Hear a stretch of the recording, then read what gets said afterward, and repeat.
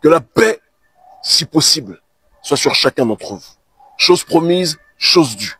Conformément à ce que nous avions annoncé lors de notre dernière arrestation par les services secrets du gouvernement congolais de Sassou Nguesso, l'Organisation internationale Urgence panafricaniste relance pour ses 10 ans d'existence la campagne internationale contre le franc CFA et pour la rupture des accords coloniaux.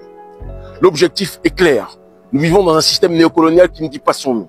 Et à part les pays de l'AES qui, sous l'impulsion de dirigeants courageux, et il faudra toujours le rappeler, suite aux mobilisations historiques de nos organisations de la société civile contre le néocolonialisme, cette confédération est devenue une confédération qui va dans le cadre de la souveraineté et qui est en train de travailler sur le projet de monnaie AES avec des spécialistes extraordinaires dont nous aurons l'occasion de parler d'ici quelques temps. À part ces 3 pays, nous sommes sur le continent africain, dans la zone dite entre guillemets, soi-disant, francophone, dans l'ancien précaré colonial, nous sommes encore dans une zone néocoloniale.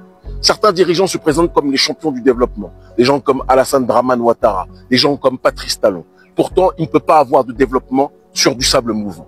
On ne peut pas parler de développement quand vous n'avez pas la souveraineté politique. On ne peut pas parler de souveraineté politique si vous n'avez pas la souveraineté monétaire. La souveraineté monétaire est à la base, est à la racine du système d'exploitation que nous connaissons.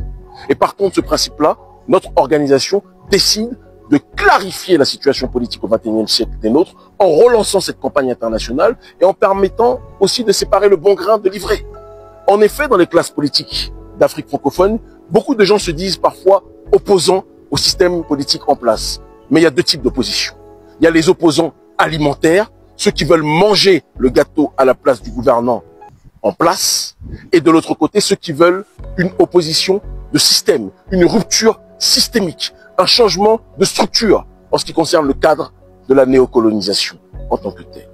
Et c'est dans cette optique-là que l'ONG Urgence panafricaniste va donc organiser ce 3 mai à 15 h dans plusieurs capitales d'Afrique francophone, d'accord, une mobilisation qui va dans ce cadre de la souveraineté monétaire, de la souveraineté politique, géopolitique, de la rupture des accords coloniaux.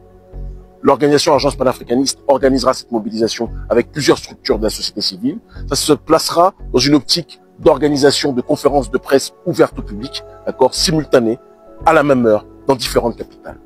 Cela permettra d'exposer les dirigeants africains qui veulent plus que jamais encore nous maintenir dans le joug de la néocolonialité. Cela permettra aussi d'exposer certains opposants politiques qui se disent opposants, mais qui veulent juste aller au mangeoir dans ce même système colonial. Et cela permettra aussi d'exposer certains dirigeants africains souverainistes, insoupçonnés, dont on croit parfois qu'ils ne sont pas concernés par ces questions, mais qui en réalité viendront à nos côtés. Ça va être un moment extraordinaire et c'est le lancement d'une campagne qui va se dérouler toute l'année. Certains me disent, mais Kémy, il y a les élections présidentielles, etc. Si on va sur la question du franc CFA, on va s'éloigner. Vous n'avez pas compris. Vous n'avez absolument pas compris stratégiquement ce que nous sommes en train de mener. Cette optique-là a pour objectif justement de pouvoir clarifier la situation politique dans le cadre dans lequel nous sommes installés.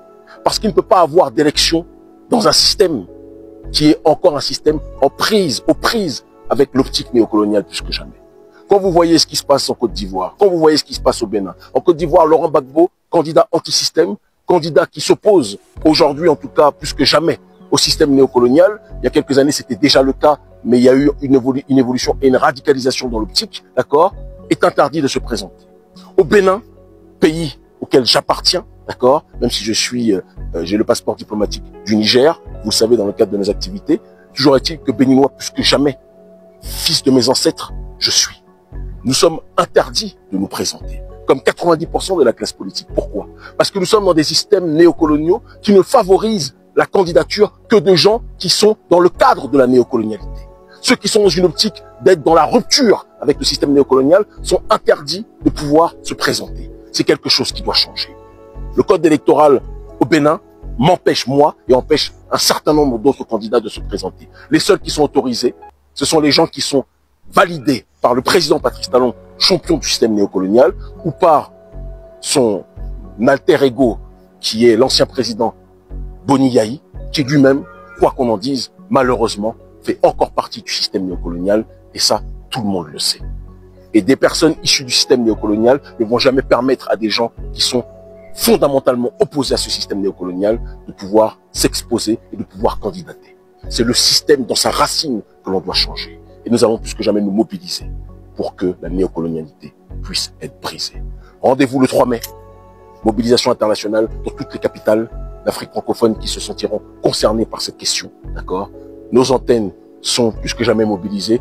Les frères et sœurs concernés sont plus que jamais mobilisés. Ça va être un grand moment et le début de quelque chose de grand.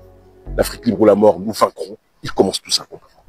Salut et bienvenue sur ma chaîne afro.feeling media. Car ici nous parlons d'actualité et d'éveil panafricain. Merci de nous soutenir avec un gros pouce bleu. Et surtout, abonnez-vous et activez la cloche de notification pour ne rien manquer. Que Dieu vous bénisse abondamment.